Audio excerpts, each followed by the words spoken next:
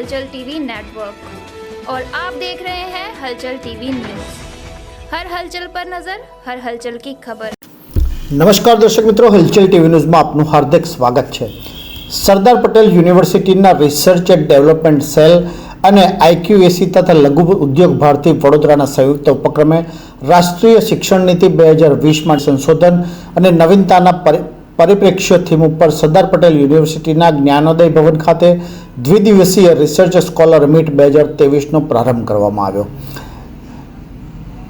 મીટના પ્રથમ દિવસે space application centre ઇસરોના ડાયરેક્ટર નિલેશ એમ દેસાઈ, આણંદના સાંસદ મિતેશભાઈ પટેલ, હિમાલય યુનિવર્સિટી ઉત્તરાખંડના ભૂતપૂર્વ કુલપતિ professor JP Pachauri, international centre for entrepreneurship and career development અમદાવાદના ડાયરેક્ટર ડૉક્ટર હિના શાહ, કાર્યકારી કુલપતિ પ્રોફેસર નિરંજન પટેલ ઉપસ્થિત રહ્યા હતા। આ કાર્યક્રમની શરૂઆત યુનિવર્સિટીના ગીત અને દીપ પ્રાગટ્યથી કરવામાં આવી હતી। પ્રાસંગિક ઉદ્બોધન રિસર્ચ સ્કોલર મીટના કન્વીનર પ્રોફેસર KN લાડે આપ્યું હતું।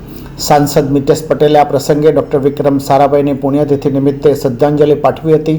સંશોધન ક્ષેત્રના કાર્યક્રમમાં ઉપસ્થિત તમામને વડાપ્રધાન નરેન્દ્રભાઈ મોદીના ન્યૂ ઇન્ડિયાના સ્વપ્નને સાકાર કરવામાં સંશોધકોના યોગદાનને અત્યંત મહત્વનું ગણાવ્યું હતું।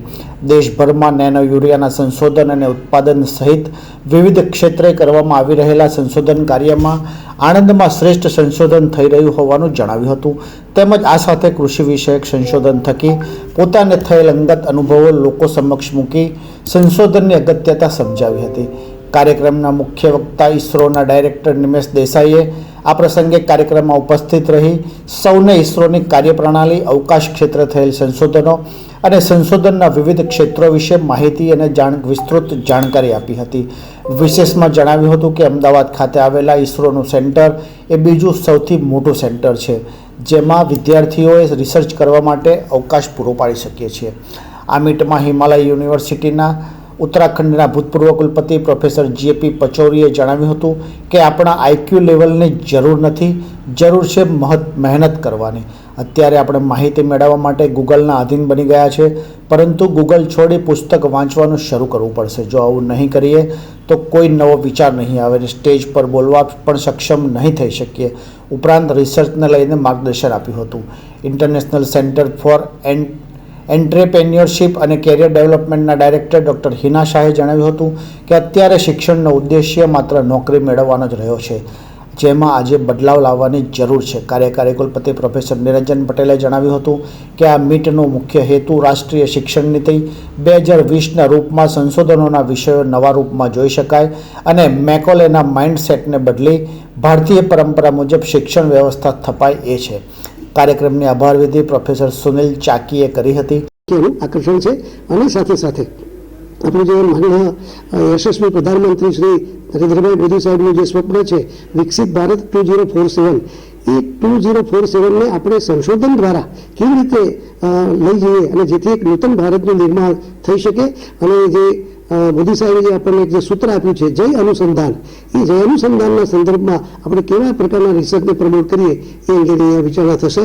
લગભગ 310 જેટલા વિદ્યાર્થીઓમાં જોડાયા છે, એ બધાને હું અભિનંદન પાઠવું છું અને વિવિધ તજજ્ઞો દ્વારા અહીંયા માર્ગદર્શન આપવામાં આવશે। जी सर, आपका नाम, परिचय और आज के प्रोग्राम के बारे में। मैं प्रोफेसर JP पचौरी, मैं उत्तराखंड से हूँ। पहले सेंट्रल यूनिवर्सिटी श्रीनगर में था और उसके बाद मैं वाइस चांसलर रहा हिमालय यूनिवर्सिटी में। और मुझे प्रोफेसर निरंजन पटेल साहब ने, जो वाइस चांसलर हैं यहाँ के यशस्वी वाइस चांसलर, उन्होंने आमंत्रित किया। ये 2 दिन का जो मीट है, जो रिसर्च मेथोडोलॉजी के साथ साथ जो न्यू एजुकेशन पॉलिसी है, उसमें रिसर्च की जो इम्पोर्टेंस है, जो माननीय प्रधानमंत्री जी हमारे उसको बार बार उसको एम्फेसिस कर रहे हैं कि कैसे हमारा देश विकसित होगा और बिना रिसर्च के देश विकसित नहीं हो सकता है, उसके लिए आयोजन किया गया। मेरे अपने 45 साल के टीचिंग और रिसर्च के अनुभव में मैंने कभी भी किसी भी विश्वविद्यालय में इस तरह का मीट नहीं देखा है। तो मैं तो विश्वविद्यालय को बधाई देता हूँ कि रिसर्च स्कॉलर्स और सारे रिसर्च स्कॉलर्स हैं इसमें, जिसमें ह्यूमैनिटीज़ के हैं, सोशल साइंसेज के हैं, इंजीनियरिंग के हैं और अन्य विधाओं के सभी रिसर्च स्कॉलर्स हैं। उनके साथ एक गेट टुगेदर, एक साथ उनको एक प्लेटफॉर्म पर लाना और साथ साथ उनको ये बताना है कि रिसर्च की क्या इंपॉर्टेंस है, रिसर्च मेथोडोलॉजी की क्या इंपॉर्टेंस है और कैसे उनका योगदान हो सकता है।